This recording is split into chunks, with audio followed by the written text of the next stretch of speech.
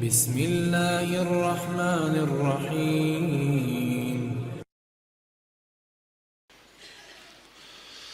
Sedekah subuh, kenapa saya berkata sedekah subuh?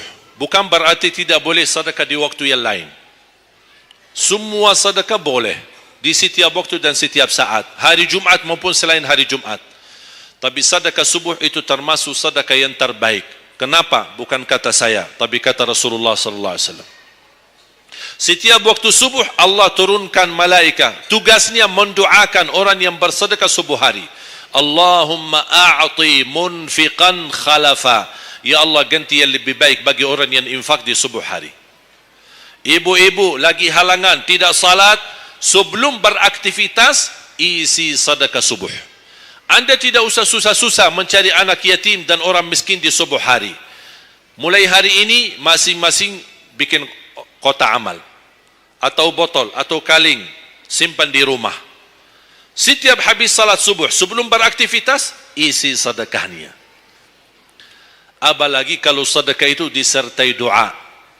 Begitu anda sedekah, sebutkan hajatmu. Ya Allah, dengan berkah sedekah ini, ya Allah, saya ingin nikah. Mudahkan jodoh. Nikah lagi juga boleh doa, tidak apa-apa. Ada yang sedang melamar kerjaan, anda isi, wallahi dahsyat, amalan ini wallahi dahsyat, manfaatnya banyak untuk menyembuh penyakit, menabulkan hajat, memudahkan urusan. Dan tidak pernah saya sampaikan amalan ini, semua alhamdulillah berhasil mendapatkan hajatnya. Begitu anda isi, doa, ya Allah, dengan berkah sedekah ini mudahkan lamaran kerjaan saya. Ya Allah, dengan berkah sedekah ini mohon titipkan pahalanya untuk kedua orang tua saya.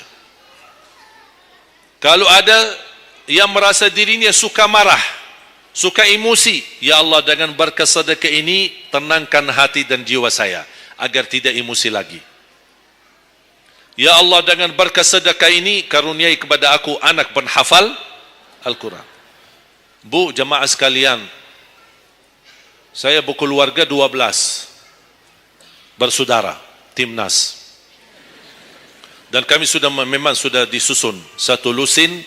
12 ini mempersiapkan kalau timnas kita belum mampu membawa juara, insyaAllah kami sekeluarga siap mengganti timnas. Alhamdulillah, dari saudara saya 12 ini 10 penghafal Al-Quran. Tapi orang tua saya awam. Percaya enggak? Orang tua saya bukan ulama, bukan kiai, bukan ustaz. Ayah saya belajar kelas 3 SD.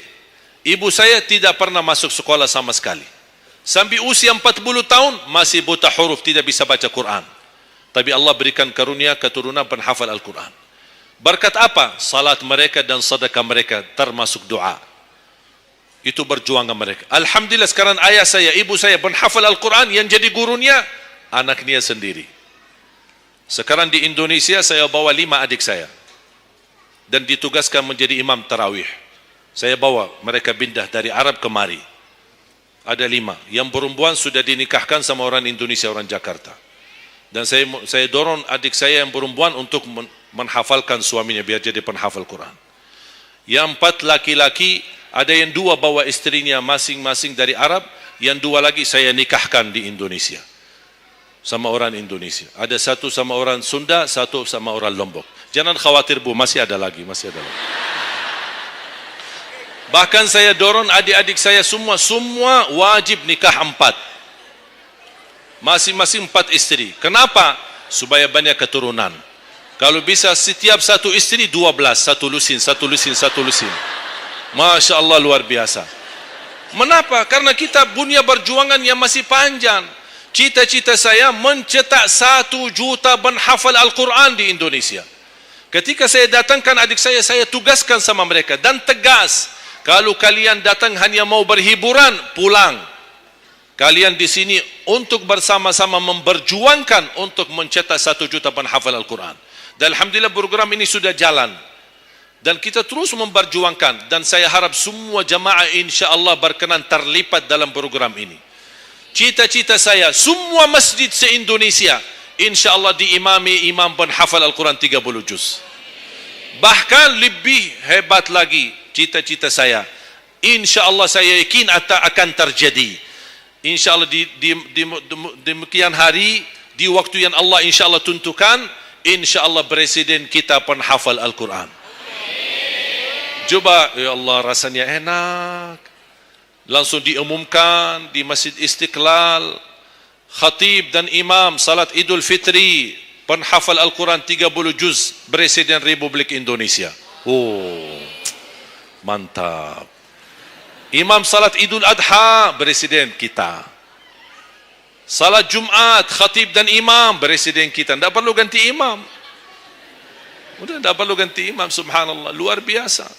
Coba, saya kagumi ketika membaca dan melihat YouTube-nya Presiden Erdogan, Turki.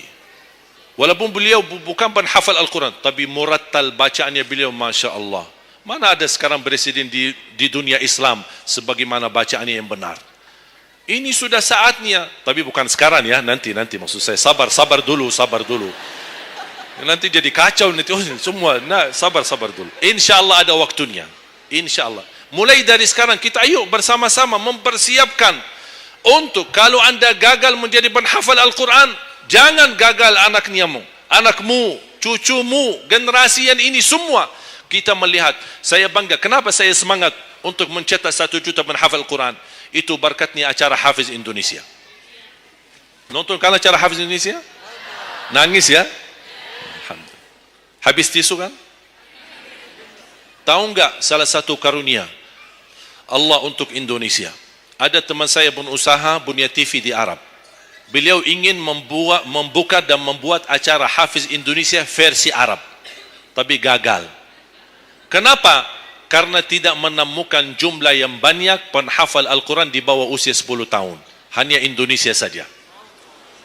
Malaysia kalah, Indonesia saja. Di bawah 10 tahun. Dan sayang sekali memang anda yang nonton acara Hafiz Indonesia, anda nonton acara yang sudah jadi. Tapi anda belum tahu apa yang kami berjuangkan di belakang layar. Sebelum acara Hafiz Indonesia, 4 bulan bekerja keras.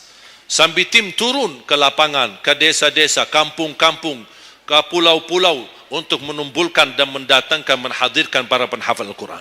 Ketika dibawa di Jakarta, 2 bulan berturut-turut kami didik mereka. Yang awalnya pemalu, awalnya ada yang mohon maaf, kencing di celananya sendiri. Saking tidak berani, takut. Alhamdulillah sekarang menjadi mereka pemberani. Bahkan mereka berlumba-lumba azan subuh. Mereka berlumba-lumba membangunkan sesama saudaranya. Sama-sama tertib, makan. Kita menghadirkan doktor kesehatan, kita menghadirkan doktor psikologi jiwa untuk menjaga perasaan mereka selama 2 bulan. Didampingi kadang-kadang ibu mereka, didampingi kadang-kadang ayah-ayah mereka. Dan semua rata-rata sepakat orang tua mereka tidak pernah kami merasakan bangga memiliki anak sebagaimana kami melihat perjuangannya di Hafiz Indonesia. Dan alhamdulillah begitu selesai acara Hafiz Indonesia, kami tidak tinggalkan mereka. Kami terus kawal, kami terus pimpin. Dan alhamdulillah mereka di kampung masing-masing sudah membangun rumah tahfiz. Ada yang membangun pesantren untuk mencetak dan melahirkan jumlah yang banyak penghafal Al-Quran. Dan ini perjuangan luar biasa. Tidak mudah. Berapa biaya yang dikeluarkan. Dan mohon maaf, belum ada sponsor yang bisa mensponsori kita dan membayar full untuk kita. Kita terus bekerja keras dan alhamdulillah masih Allah hantarkan kepada kita orang yang dermawan, orang yang baik, yang berduli dengan dan mencintai Al-Quran. Allah anugerahkan. Wallahi menurut saya, saat ini, zaman ini, sedekah yang terbaik dan yang termulia, semua apapun yang terkait dengan Al-Quran, itulah yang termulia. Makanya boleh anda ketika anda bersedekah, jangan lupa disertai doa. Di antaranya anugerahkan ya Allah Indonesia menjadi negara Al-Quran. Tapi tolong fokus. Kalau anda isi sedekahnya, tolong disesuaikan. Jangan isi sedekahnya koin, teng, tapi doanya sampai terbit matahari. Tidak ada malunya. Kata Allah, koin-koin aja sedekahnya, doanya dah habis-habis. Hajatnya panjang, lebar. Malu kita sama. Bukan Allah tidak bisa. Allah maha bisa menabulkan hajat. Tapi kita malu sama Allah. Kok cuma bikin teng, ya Allah, ya Allah, ya Allah, panjang. Fokus. Kalau usulan saya, 1 sedekah, 1 hajat. 1 sedekah, 1 hajat. dan insyaAllah akan anda melihat manfaatnya. Mudah-mudahan semua yang hadir insyaAllah menjadi keluarga besar 1 juta penghafal Al-Quran. 1 juta mencetak penghafal Al-Quran.